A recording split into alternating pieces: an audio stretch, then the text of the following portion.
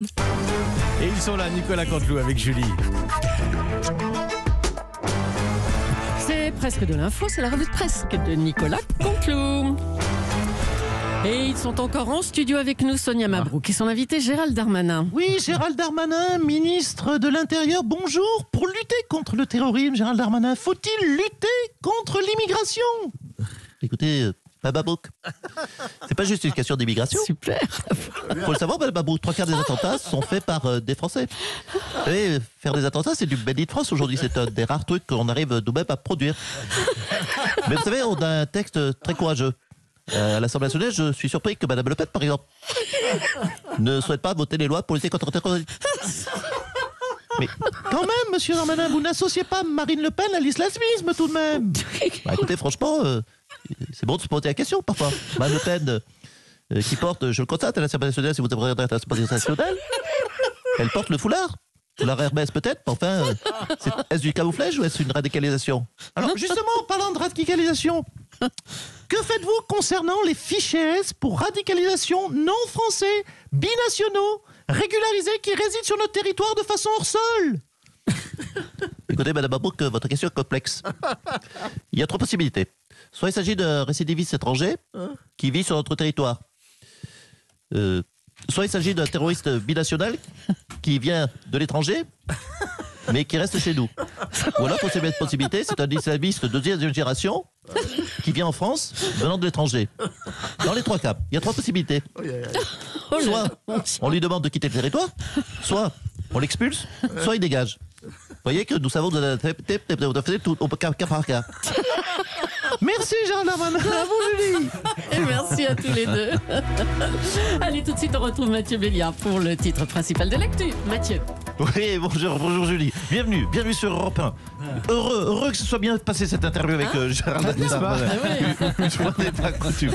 Bienvenue sur Europe 1. C'est bon, ça c'est cool. Allez, l'actualité.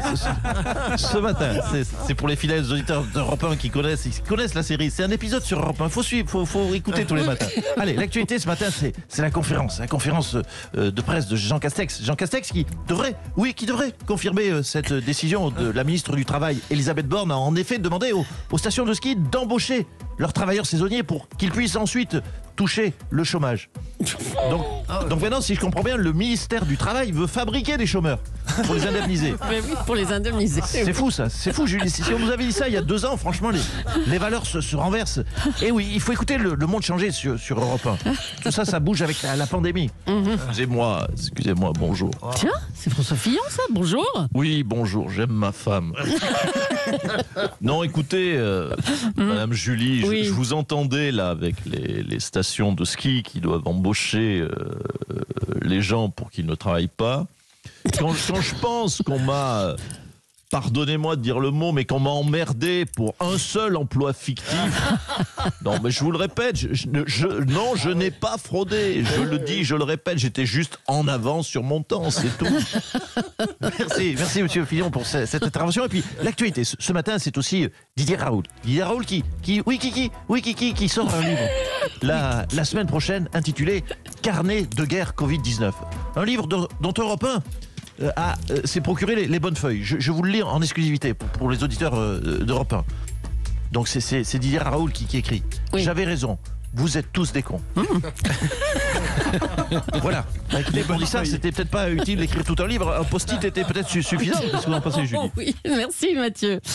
Emmanuel Macron l'a dit, la campagne de vaccination se déroule au rythme qui était prévu. Bonjour, Monsieur le Président. Oui, bonjour à toutes et à tous. Oui, nous avançons au rythme prévu, chère Julie, cher Mathieu, cher Laurent. On a déjà vacciné 2% de la population. À ce rythme-là, je pense que d'ici, 4 ou 5 ans, nous aurons terminé. C'est pas très rapide, hein? Mais écoutez, je n'ai jamais dit que ça devait être rapide. J'ai dit que c'était prévu. Oui. Oui. Ben oui, Monsieur Cabrol le sait. Monsieur Cabrol, lui, est déjà allé demander un papier à un guichet. Il sait de quoi je parle. Vous êtes bien rendu compte que l'administration française, c'est pas non plus Speedy González.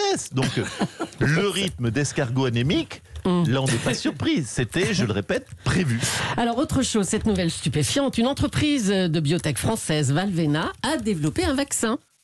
Comment ça? Ah bon? Bah oui, mais c'est le gouvernement britannique qui l'a soutenu. Donc les 100 premiers millions de doses, les 100 premiers millions de doses partiront pour le Royaume-Uni. Alors comment vous avez pu passer à côté de ça, franchement? Une entreprise française. Comment j'ai pu passer à côté de ça? Non mais mettez-vous à ma place. Toute la journée, j'ai des gens qui essayent de me vendre des trucs. Allô, ça vous intéresse une cuisine? Allô, ça vous intéresse des fenêtres? Bon, bonjour monsieur, je m'appelle Abdallah, je suis votre conseiller NJ. Non, j'écoute plus, moi, je raccroche immédiatement, c'est tout. Enfin, monsieur le président, des entreprises qui font des vaccins en cours après depuis 1 an. Mais mettez-vous à ma place, des Français qui trouvent un vaccin. Un vaccin, des Français qui trouvent un vaccin. Non, mais j'ai tout de suite pensé à une arnaque. Je me suis dit, bon, ben c'est Jean-Yves Lafesse qui fait un canular pour Rire et Chanson. Voilà, j'ai pas donné suite, mais bon, de toute façon, même si on avait eu plus de doses, ça n'aurait servi à rien, puisque je vous le rappelle, tout avance exactement au rythme prévu. Eh ben d'accord. Merci, monsieur le président. D'ici la fin de l'été, chacun devrait avoir accès au vaccin. Bonjour Jean Castex. Oui, bonjour madame Julie, bonjour à tous, bonjour à papy et à mamie, qui vont pouvoir bronzer en toute sécurité cet été. Cet été, oui, tous les vaccins seront disponibles. Voilà, bienvenue, c'est ça, oui, bienvenue à Galazwinda, il y a du Pfizer, du Moderna, et puis du AstraZeneca, du Sanofi, on n'en a pas,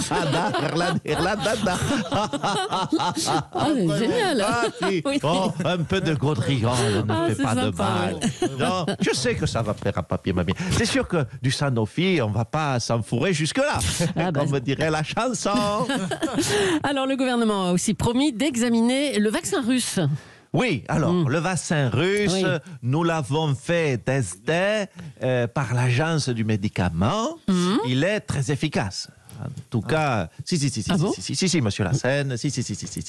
Pour écurer les lavabos, ça détartre tout. Non, oui, non. Pareil, pour dégraisser les plaques de cuisson, désinfecter des toilettes, tuer les pucerons dans vos plantations. Donc, sur la maladie, j'imagine, je ne vous dis pas les dégâts des cellules malades. Autre question, est-ce qu'on aura assez de seringues? Oui, alors, de toute façon, le vaccin russe, non, il n'y a pas de problématique de seringue. Ah bon? Parce que le vaccin russe se boit cul sec. Oui. Ah oui? Oui, monsieur Cabrol vous confirmera. C'est dans un petit verre à vodka, qu'on jette ensuite sur un mur. Bon, le plus difficile, c'est d'avoir un mur. La Zdrovia!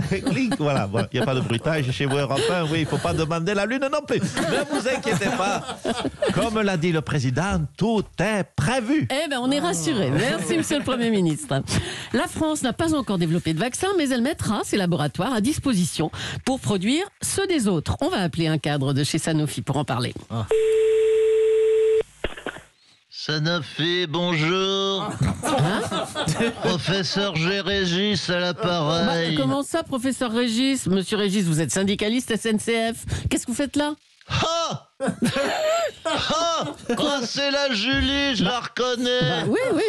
Oh, la vedette, elle se présente même plus. Elle croit qu'elle est connue à l'international.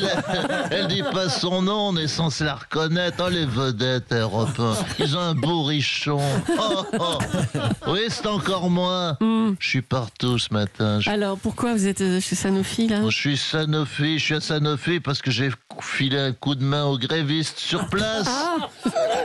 Bah, tu sais, on gueule contre les suppressions d'emplois. Hein?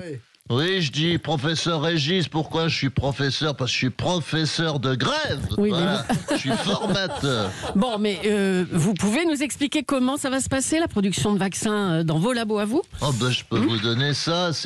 Tout est marqué. Alors là, on vient de finir le calendrier des prochains mois. Donc fin février, début de la production. Mars, grève. Avril, que j'ai marqué, j'ai griffonné. Oui, avril, négociation. J'ai pas l'habitude de marquer ce mot-là. En mai, il y a les ponts. Oui. Travaille pas, c'est un acquis social, il sait, Cabrol. Ah, oh le salaud. Fin juin, reprise du travail, puis après, bon, c'est les vacances. Bon, voilà, je vous raconte même pas. Septembre, on demande l'aide humanitaire. Puis là, les médecins du tiers-monde viennent vacciner les Français. Voilà. Oh, vous ricanez, c'est facile ricaner, mais avec cette méthode. Hein, où c'est les docteurs burundais qui viennent nous sauver, ça ira plus vite que si on avait attendu de produire notre propre vaccin. Tout est calculé, je vous dis. Bravo, bon travail. Merci.